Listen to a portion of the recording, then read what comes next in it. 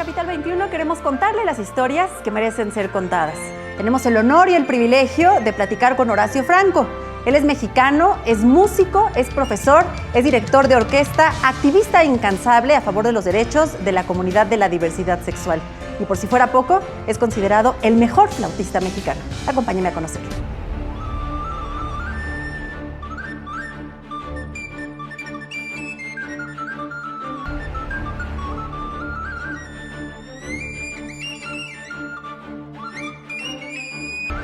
Horacio, pues un honor que estés platicando con nosotros. Muchas gracias por acompañarnos. Qué gusto, qué bonita presentación. Muchas gracias. Muchísimas gracias. Un honor para mí. Gracias a ti por ser motivo de inspiración, pues principalmente para muchos jóvenes mexicanos. Y precisamente de eso, ¿cómo saber que tienes talento para algo? Tú lo descubriste con la flauta. Yo lo descubrí muy fácil porque me enseñé todo muy fácil. Si tú como niño tienes facilidad para el dibujo, para las matemáticas, para las ciencias sociales, para los deportes, pues te das cuenta, te tienes que dar cuenta. Y como padre tienes que instar a los hijos a que sean observadores con ellos mismos, a que se den cuenta para qué sirven, ¿no? Entonces yo tuve la fortuna de darme cuenta solito, que me salía muy fácil todas las piececitas que ponía el maestro y me sacaba muchas cosas de oído, muchas piezas de oído.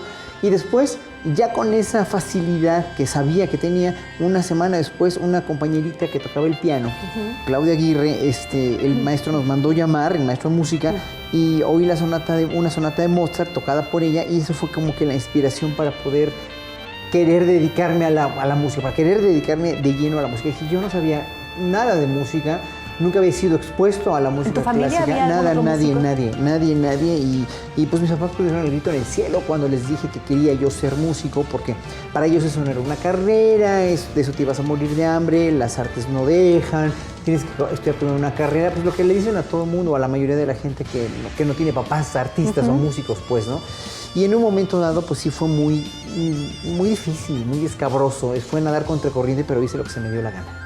¿Cómo fue este gran paso a triunfar en el extranjero? Empezaste aquí en México, dabas clases. ¿En qué momento Horacio Franco fue un nombre importante en otros países?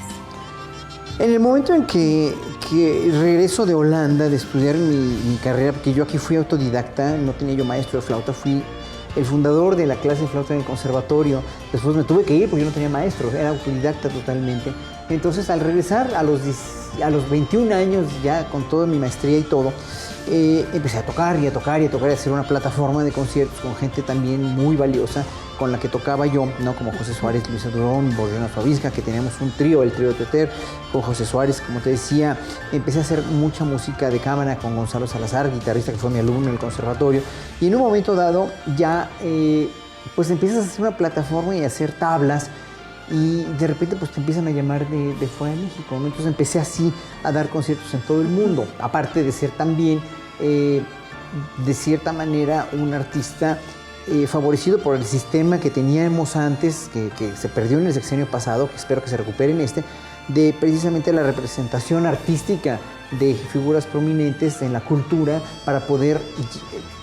A mí me choca eso, pero sí poner el nombre de México en alto, porque sí lo poníamos, sí éramos objeto finalmente de promoción cultural de México, ¿no? Que en el sexenio de Peña Nieto se fue para abajo porque no le interesaba la cultura ni a él ni a sus ministros, ¿no? Entonces, finalmente, la cuestión es que sí, o sea, tuvimos que perdimos un gran capital, dijéramos, en ese sentido. Horacio, tú también eres profesor, seguramente, bueno, pues tus privilegiados y afortunados alumnos pues tienen la oportunidad de vivir de cerca de ti lo que la cultura, lo que la música puede aportar a tu vida. Seguramente también será parte de tu trabajo para este 2019, buscar pues esta integración social a través del arte. Yo creo que la Secretaría de Cultura actual tiene muy bien pensado, y todas las secretarías, de la transversalidad de la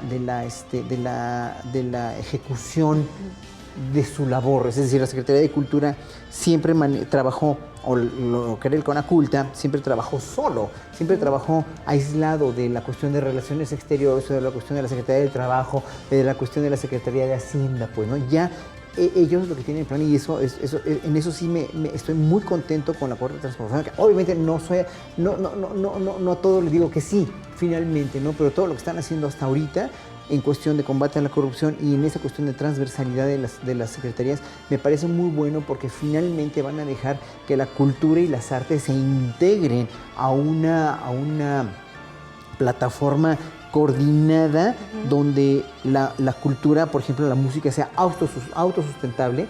Tiene que ver con la Secretaría de Hacienda, tiene que ver con la Secretaría del Trabajo, tiene que ver con la Secretaría de Turismo. Entonces, obviamente, ahí tienen que ponerse mucho las pilas y coordinar lo mejor posible, y los mejores observadores vamos a ser nosotros los artistas. ¿Qué les dices a aquellos jóvenes que tienen la inquietud, que están interesados en las artes, en cualquier tipo de artes, que no son apoyados en tu familia, tú lo viviste, que sufren algún tipo de discriminación y que quieren atreverse? ¿Cómo les dices que se avienten, que sí se puede? Primero le diría a los padres de familia: ustedes tienen la obligación de hacer crecer a hijos sanos, felices y finalmente aptos para ganarse la vida.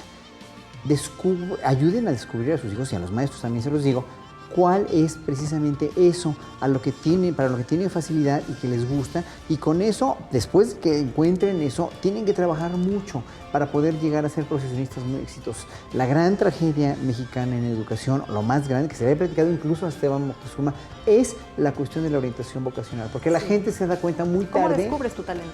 Pues pero sí. es que los tienen que ayudar. Yo cuando estudiaba en Holanda veía que a los chiquitos de quinto y sexto de primaria les hacían exámenes psicométricos, exámenes de todo tipo, para ver cuáles eran sus talentos y sus facultades y sus habilidades, y los encauzaban a eso.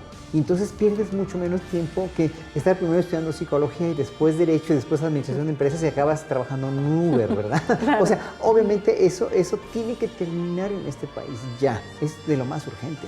Bueno, pues Horacio Franco, te agradecemos muchísimo pues esta conversación. Sin duda eres un gran ejemplo pues para los jóvenes, un motivo de inspiración para los mexicanos. Muchísimas gracias. Muchas gracias, encantado de estar aquí. Un saludo a todos. Muchísimas gracias.